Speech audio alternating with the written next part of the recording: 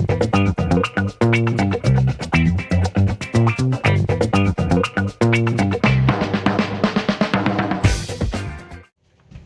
good morning to you, or afternoon, whenever the hell you're watching this. It's Tuesday, May 20-something, 24th, I think? I don't know.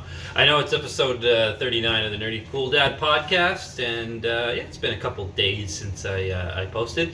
But I did post a recipe yesterday, so check that out. I did make a veggie burger. It was pretty good. I would definitely recommend it. But lots happened over the weekend. I didn't really cover it because obviously I didn't do an episode yesterday.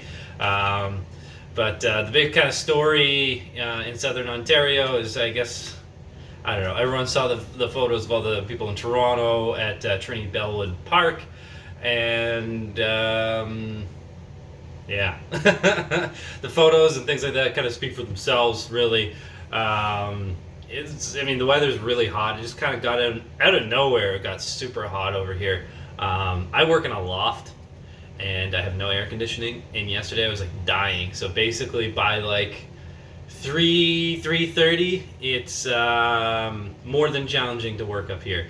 So I'm gonna have to sort of migrate around the house, or eventually get one of those air conditioning units that fit in the window, or something like that. Because I'm like, it's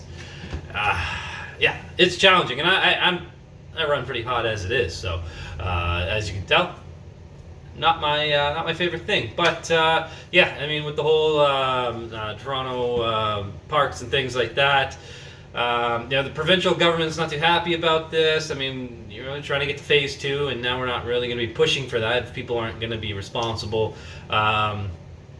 So I mean, I get it. Like, if you're cooped up in an apartment or something like most Torontonians would be, and you finally get this nice weather, you're not going to stay inside, you're going to go to a park, you're going to do something.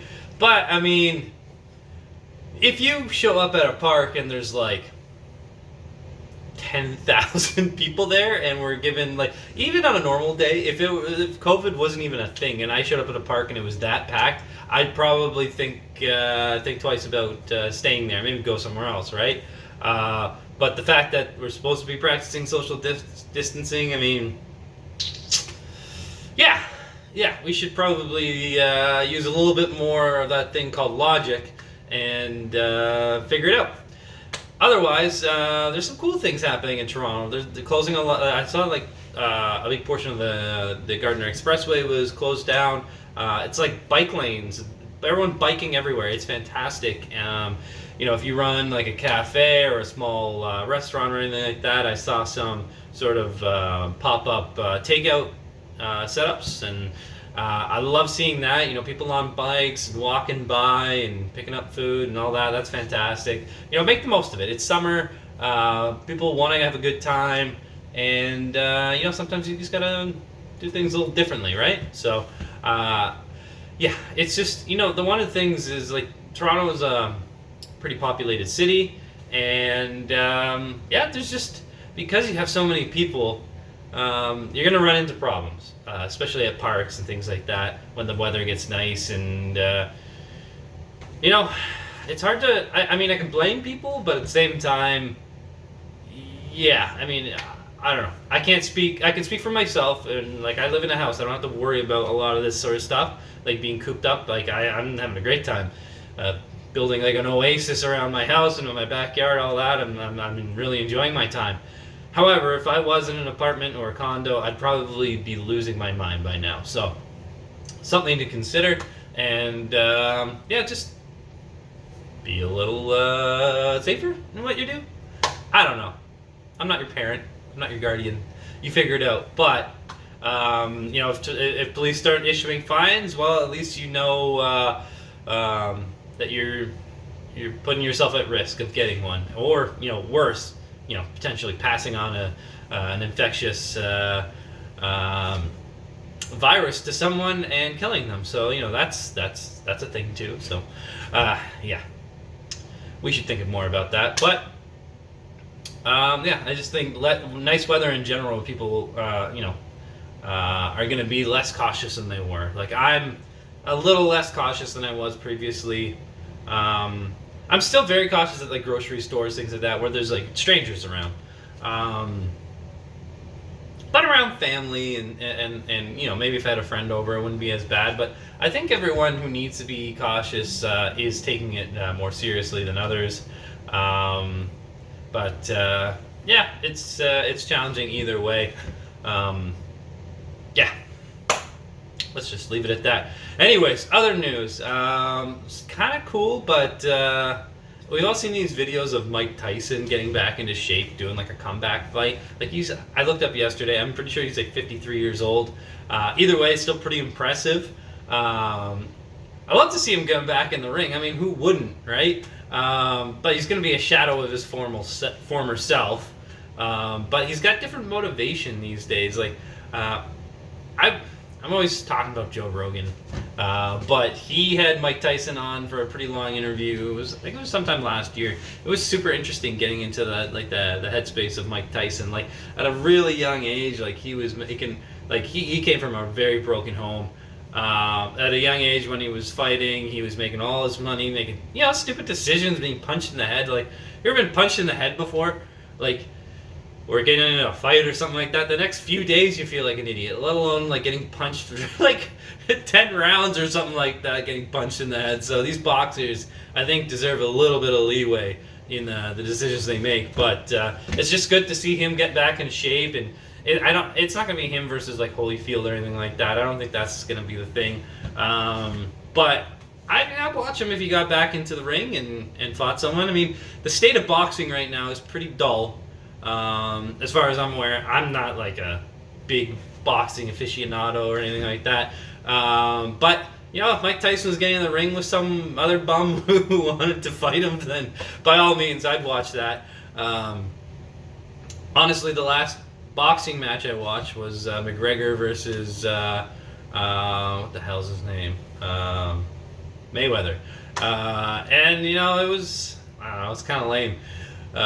There's so much build up to the fight. I mean, I don't know. Boxing has kind of lost its appeal over the years. Maybe it's just a North American thing. I'm sure it's super popular in other countries still, but doesn't seem to be all that popular right now. UFC kind of took over the limelight a bit. Not that I'm a huge UFC fan, but yeah, it's interesting nonetheless. One thing I did want to discuss today was businesses neglecting their e-commerce solutions. So I don't know if this is true. I'm just coming from the point, what am I doing? I'm just saying from my point of view, from what I've been seeing lately from companies, begs me to think that, or it just makes me think that maybe everyone was panicking because their stores weren't open. E-commerce was kind of the way to go, or doing orders, curbside pickup and all that, and they ran that very efficiently, and then as soon as their doors open up, they forget about all that. That's kind of my theory right now. To give you an idea, like I ordered something from Home Depot over a week ago, and I still haven't heard back from them. Now they did have to ship something from another store over, but it was a single item, it was not big. And I was assured on the weekend that had already gotten there. So, well over a week now, and nothing. I haven't heard a phone call, no emails, nothing. And that's kind of bizarre because during like the peak of the whole COVID issue, when stores were not open, max pretty much 2 days is what it took to get a confirmation on my order and when it would be delivered, or when I could come pick it up. So I'm a little disappointed by that. And I imagine other stores are following suit. I think that's a wrong way to go about doing it. I think you still really need to keep that option available and be very organized about it. However, it could be the case where people really adopted this and it's just completely backstock with orders that need to be picked up and placed and all that. I don't think that's necessarily the case. I do think they're likely dropping the ball because they're reopening and they're kind of trying to go back their old ways. I think you had like a very great way to sort of transition into the next phase with keeping this a consistent thing. And early on in the game for sure, but seems to me like they dropped the ball. but we'll see. I don't know.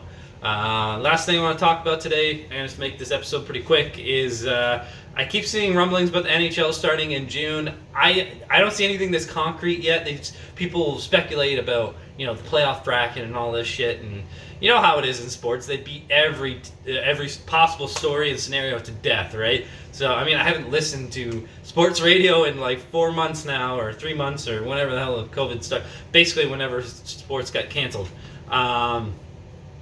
Yeah, so I don't know what they're talking about. Maybe you guys can let me know, but I don't know why you would even bother listening to sports radio. You'd have to be pretty bored right now to listen to the same story over and over and over and over again. Anyways, that's my story. That's my show for today. Remember to subscribe and like, and stay classy.